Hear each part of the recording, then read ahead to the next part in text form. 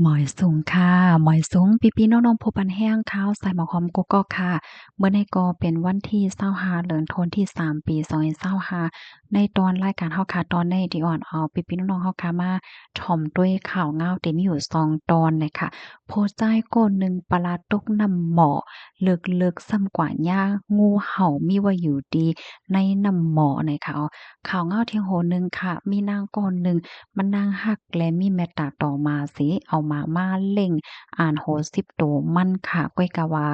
ย่าหมาเจ้านั่นคบดีแม่มันนางถึงดีแม่มันบ่เซ็งสายใจกว่าเนี่ยค่ะเรามี2หัวข้อข่าวค่ะออนตั้งเปิ้นได้แต่ก็เข้ามาถ่อมด้วยข่าวงาโหในออนตั้งเนี่ยค่ะอันนี้ก็มีผู้จ่ายก่อนหนึ่งค่ะมันจ่ายในเป็นก้นเหตุการณ์เกี่ยวกับเรื่องไฟฟ้ามันกว่า เปิ้นฮ้องว่าจั่งหือกว่าตุ้ยหม้อไฟนั่นน่ะเนาะเหมือนหนังว่ากวนตีใจหม้อไฟอันใดในหรือในสิเงินกาสังสิงเฮ็ดจั่งใดนะคะมันกว่าเอาเส้นไม้ตีเหมือนหนังว่ากวนใจไฟว่าหังว่าเฮ็ดใดคะเนาะลึกๆมันเนี่ยก็ปลาตกน้ำหม้อเหี่ยวก็ส่ำกว่าย่างงูเห่ามีไว้อยู่ที่ในน้ำหม้อจั่งใดค่ะเมื่อวันที่24เดือนธันวาคมที่3ปี2025อยู่ดีเพจสมาคมกู้ภัยชาละวันพิจิตรนะคะเนาะก็ไล่เตรียมต่างลองตั้งเปิงเป็นอันไล่จอยเทียมผู้จ่ายก่อนหนึ่งปลาตกน้ำหม้อตั้งลึกมาใน3เมตรค่ะมันจ่ายในขามันไหนก็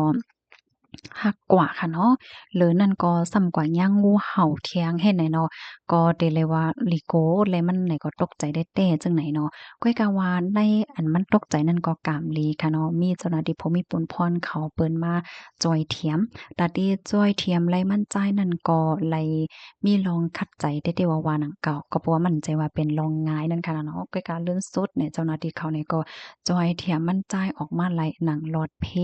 เฮ็ดให้ค่ะมันใจลาดว่ามันตกใจได้เดะนั่นขนาดเนาะมันก็ก่อเหตุการณ์กว่าเก็บทรายไม้ก้นใจไฟว่าเฮาอะเฮ็ดจั่งเนี้ยเนาะ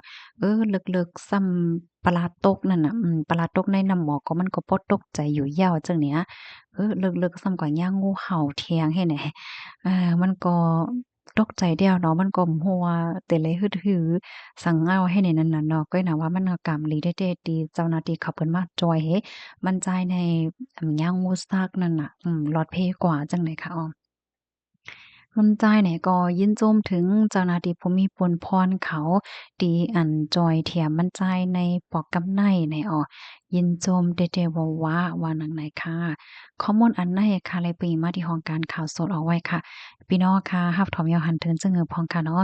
ข่าวเฮาไล่หันหัวข้อมันยาวนี่ก็ส่ำบ่ตกใจลงไว้ค่ะเนาะปลาตกน้ำหม้ออะส่ำว่าย่างงูส่ำมีอยู่ในน้ำหม้อเฮ็ดจั่งไหนเนี่ยเขาว่าเนี่ย ลูกดีข่าวเงาโหนในเหแลกำในเฮาคามาถ่อมด้วยข่าวเงาเทียงโหนึงค่ะอันนี้ก็เป็นเปิงเป็นค่ะเนาะก้นหักหมาเนี่ยมีนางยิงก้นหนึ่งค่ะมันนางก็เป็นก้นตีนไล่ใจหมาเกียกหมาเอาหมามาเล่งในเฮิรนในครึ่งปากในว่านะก็50โตปลายค่ะเนาะแม้มานั่งซังซ้ำอำอยู่หลีเป็นตั้งเป็นขี้หลงขี้ลืมอังกฤษเขาที่ฮ้องว่าอัลไซเมอร์เนี่ยเนาะ ถุงยามาครบถึงที่ป้อรูดเสียงสายใจเนี่ยค่ะเมื่อวันที่23เดือนธันวาคมที่3ปี2025อยู่ที่ห้องการข่าวนอกเมืองเลยออกมาเปิ้นเผาลาดว่าทั้งฝ่ายเจ้าหน้าที่ปลีกดีเจเมืองโคโลราโดจึงเมืองอเมริกา USA ค่ะที่ยอบกุมขังนั่งยิงก่อนหนึ่งเมื่อวงวางตีป่นมาไว้หลังสีแม้มันนางอายุเลย76ปีนั่นถมย่ามมาครบถึงดีป้อรูดเซ็งสายใจกว่าว่านังไหน หมาเนี่ยมันนั่งเลี้ยงไว้ใน54โตวเนี่ยค่ะมันนั่งเนี่ยชื่อห้องว่า Jessica Off เนี่ยอายุเลย47ปีค่ะถูกติ้งยอบไหล่เจ้าหน้าที่ถุงยาเจ้าหน้าที่ภูมิพลพรเขาติ้งยอบไหล่เมื่อวันศุกร์ที่ป่นม้าไหนมื้ออ่อนหน้าในหมอกหนึ่งเหลินเจ้าในเนาะเจ้าหน้าที่เขาเนี่ยก็เลยคบโทบหันขับตัวของแม่มันชื่อห้องว่า Lavon Off อายุไล่76ปีเนี่ยค่ะ อ๋อเฮือนหลังนั้นในค่ะ2ก็เมลูกก็อยู่จ้อมกันให้ไหนนะให้นายเฮียวก็มือพ้องตีเจ้าหน้าที่เขาและก็คบทบหันน่ะนะก็ อันครับโตไม่เท่านั่นน่ะถูกย่ามมาว่าสังว่าจื้อในเฮ็ดให้จั่งไหนอ้อเฮแลหมาจั่งไหนก็ไปกว่าไปมาอยู่หิมห้อมครับโตไม่เท่าเหี่ยวแลจ้อมแว้งจ้อมเฮิรนจั่งไหนก็คบทบมาตั้งนำค่ะมันนางในเลี้ยงหมาไว้ก็แหมกาเลี้ยงไว้บ้านนกแถง7โต จะอ๋อเจ็ดโตมใจเป็นเจ็ดมันสิมีเขาเรียกว่าโก้งเนาะโก้งนกใจค่ะความแต่เฮาได้ฮ้องโก้งนกค่ะเนาะนกแทงจั่งใดแทงเจ็ดโก้งเนี่ยค่ะว่า อันแม่เขาได้เป็นตั้งเป็นขี้ลืมอัลไซเมอร์ค่ะเนาะมันโหลดเลยมีก้นลุ่มลาดด้วยถึงอยู่ตาสีจึงไหนสังว่ามีเนี่ยก็โหลดเลยอยู่ไว้ที่คองที่อันลอดเพจังเนี่ยเนาะก้อยก็ว่าโลยิ่งซ้ำปล่อยให้แม่และดั้งหมาเนี่ยอยู่พื้นที่เดียวกันจังเนี่ยก็ปองว่า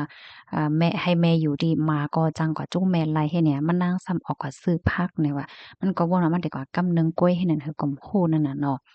ค่ะ ตั้งฝ่ายเจ้าหน้าที่เขาเนี่ยก็ทำกว่าทำมาเสก็เลยฮู้ว่ามันนั่งใน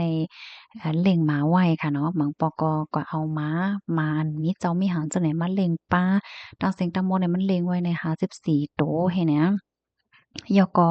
นกแทงจั่งไหนคะอ้อเหี่ยวแลนกว่ามาว่าอันที่เลี้ยงไว้ก็มันก็ปล่อยไว้จำหนังสภาวะมันเฮ็ดจั่งไหนกุ้ยมันก็บ่ลุ่มลาด้วยถึงหลีกาหือเฮ็ดให้นั่นน่ะนะ ต้องฝ่ายผลิตเขาเนี่ยก็เอาตัวสัตว์ตั้งเสียงทั้งหมดเนี่ยส่งกว่าที่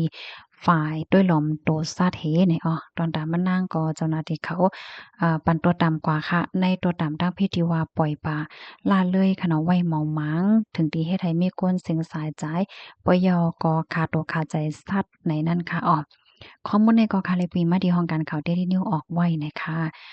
อันข่าวง่าโคเนี่ยก็ยุ่มยำว่าเตจังไรตอนสอนค่ะเนาะมังปองมังไหลเพราะว่าเฮาค่ะ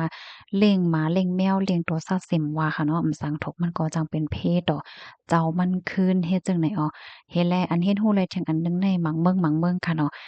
เปิ้นก็มีปักเปิงปรสิตด้วยถึงปันศูนย์เลยศูนย์เป็นก้นยาวก้วยมก้าในเปิ้นก็มีปักเปิงปรสิตที่อันด้วยหลอมปันโตสัตว์จั่งไหนป้าค่ะนะเพราะว่าเฮาค่ะซื้อโตสัตว์ว่าเลี้ยงสัตว์ยาวเฮ็ดแล้วเฮาปล่อยกะว่ากะเป็นค่ะเนาะเฮาเลี้ยงรู้หลีๆนั่นแหละก็เฮาก็จังหญ้า ต่างเพศเลยเหมือนกันไหนคะอ๋อก็เพราะว่าเปิ้นมีปรสิตกุมทิ้งด้วยถึงลองสุ่นไลสัตว์ป่าเนี่ยค่ะยินโจมพี่น้องค่ะกูก็ที่รับถอมปันแห้งค่ะยอดให้อยู่เลยกินหวานในรถเพศกันค่ะเนาะหนังหือพี่น้องค่ะเด่นเลยรับรู้และจังเลยฟังกันนำๆนั่นก็ใจกันสะเปิ้นแพ่แชร์ขอใส่กำค่ะเนาะอ๋อค่ะหมอยสุงค่ะ